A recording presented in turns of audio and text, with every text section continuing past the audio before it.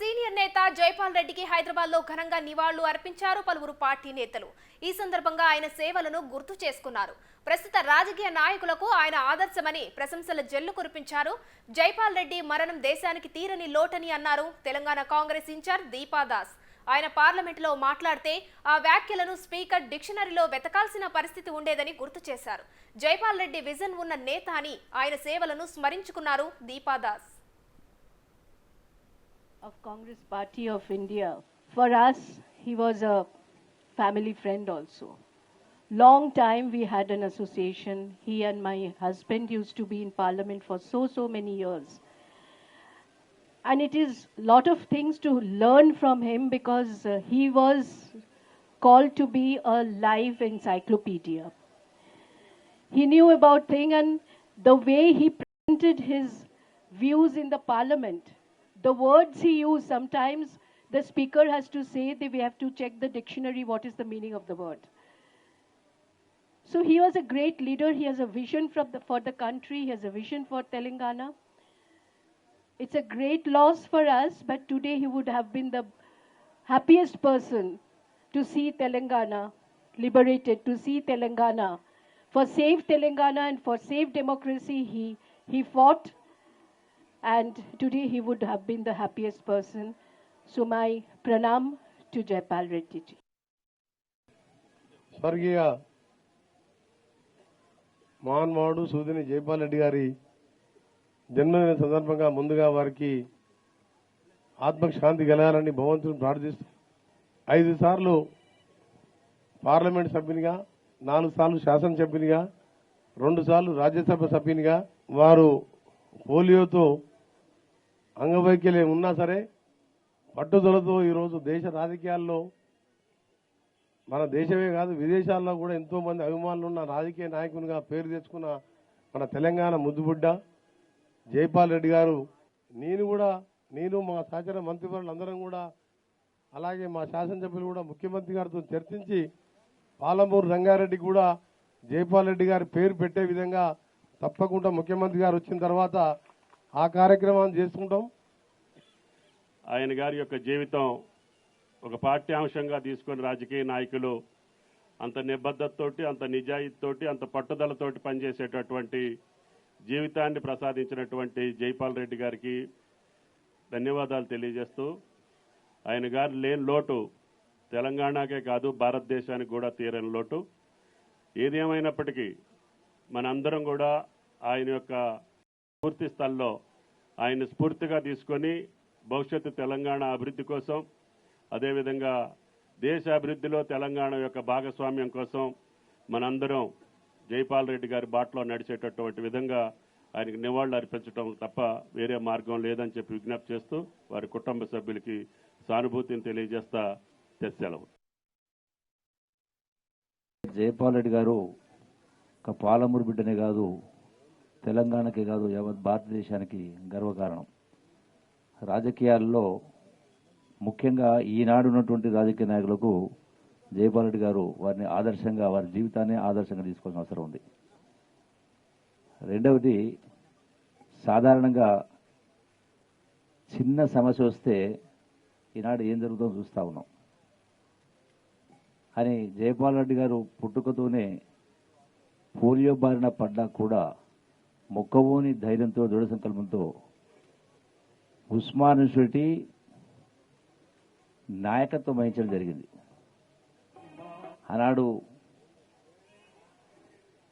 యావత్ ఉస్మాన్ యూనివర్సిటీ అంటే ఆ స్థాయిలో కూడా వారు విద్యార్థులను కూడగట్టి సంఘటిత శక్తి ఏర్పడేసి ఆ సమస్యల పట్ల పోరాటం చేయడం జరిగింది. అంతేకాకుండా జైపాల్ రెడ్డి గారు పలు సందర్భాలు అంటే శాసనసభ్యునిగా బహుశా 4 పర్యాయాలు, పార్లమెంటు సభ్యునిగా 5 పర్యాయాలు, రాజ్యసభ సభ్యునిగా ఎన్నో కీలక పదవులు కేంద్ర ప్రభుత్వంలో వివిధ శాఖలు వారు సమర్థంగా పనిచేయడం జరిగింది. ఎప్పుడు పార్లమెంట్లో మాట్లాడినా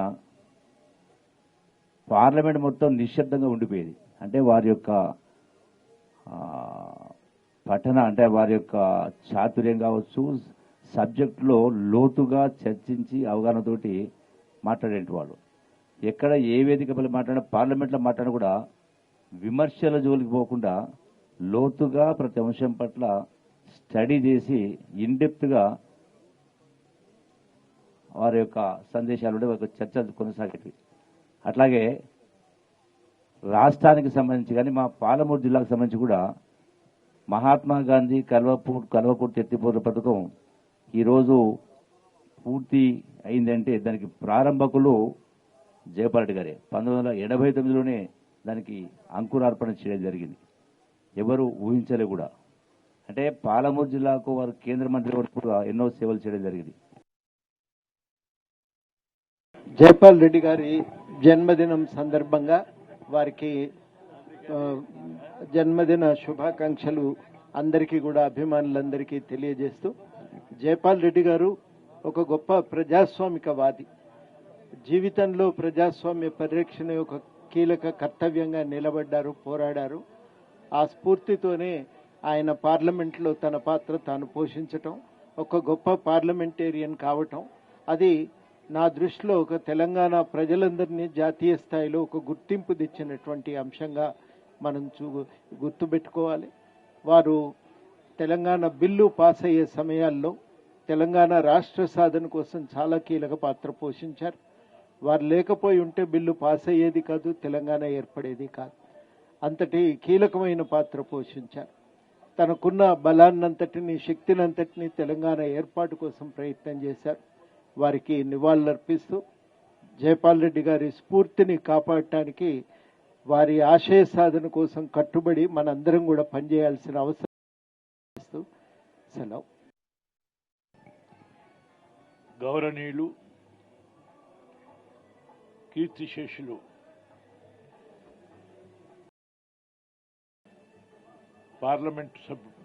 పార్లమెంటు అవార్డు గ్రహీతనే కాదు, మాజీ కేంద్ర మంత్రి,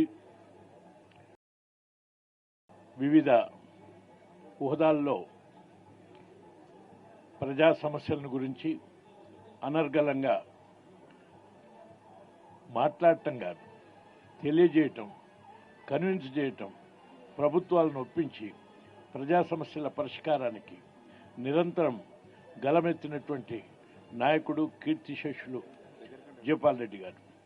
వారికి ఈ సందర్భంగా నివాళులర్పిస్తూ, శ్రద్ధాంజలి ఘటిస్తూ, ఆయన నిర్వాహకం లేక ఆయన చేసిన కృషి మీ అందరికీ తెలుసు.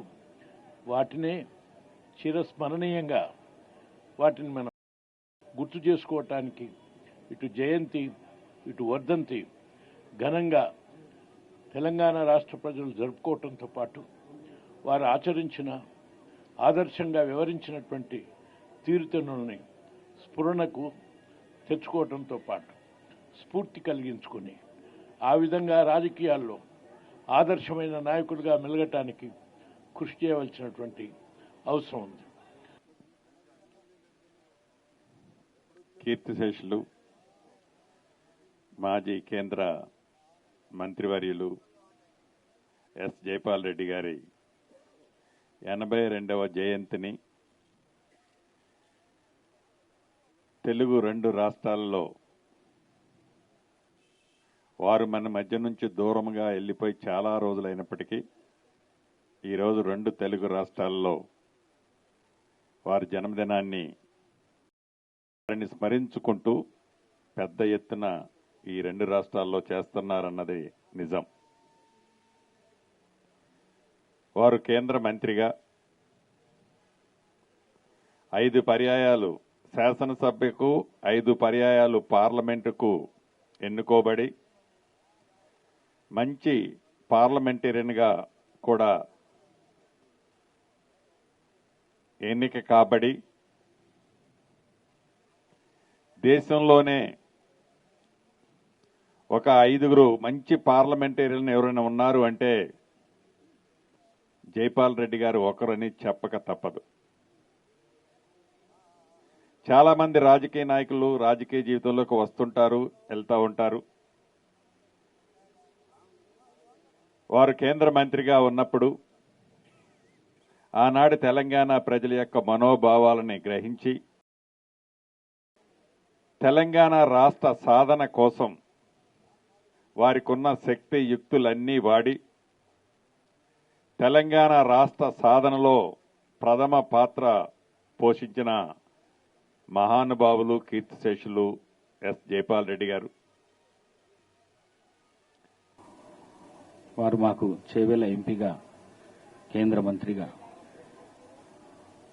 నేను ఎమ్మెల్యేగా, మంత్రిగా వారితో పనిచేసిన. వారు రాజకీయాల్లో ఎన్నో విషయాలను నాకు ఎప్పటికప్పుడు చెప్తూ ఈ విధంగా మెలగాలి, రాజకీయాల్లో పూట గొప్ప పేరు తెచ్చుకోవాలని చెప్పిండ్రు. వారు చెప్పిన అడుగుజాడల్లో నేను నడుచుకుంటూ ఇవాళ ఈ స్థాయికి ఎదిగిన అంటే వారి స్ఫూర్తిగా ఉన్నదని చెప్పేసి తెలియజేసుకుంటూ, మరి మా వికారాబాద్ నియోజకవర్గానికి మా స్వర్గీయ జైపాల్ రెడ్డి గారు చేసిన ఎప్పుడు కూడా మర్చిపోని మేలు అది. ప్రజలందరూ ఎప్పటికీ వారిని గుర్తు చేస్తూ ఉంటారు. వారు చిరకాలముగా ఎప్పటికీ జీవించే ఉంటారని చెప్పేసి తెలియజేసుకుంటూ, విద్యార్థి దశ నుంచి నాకు నాలాంటి ఎంతోమంది వేలాది మందికి ఆదర్శప్రాయం. నీతికి నిజాయితీకి మారుపేరు, రాజకీయాల్లో మచ్చలేని నాయకుడు. నేను పార్లమెంట్ సభ్యుడిగా 10 సంవత్సరాలు వారి నాయకత్వాన తెలంగాణలో వారు పోషించిన చరిత్రాత్మక పాత్ర.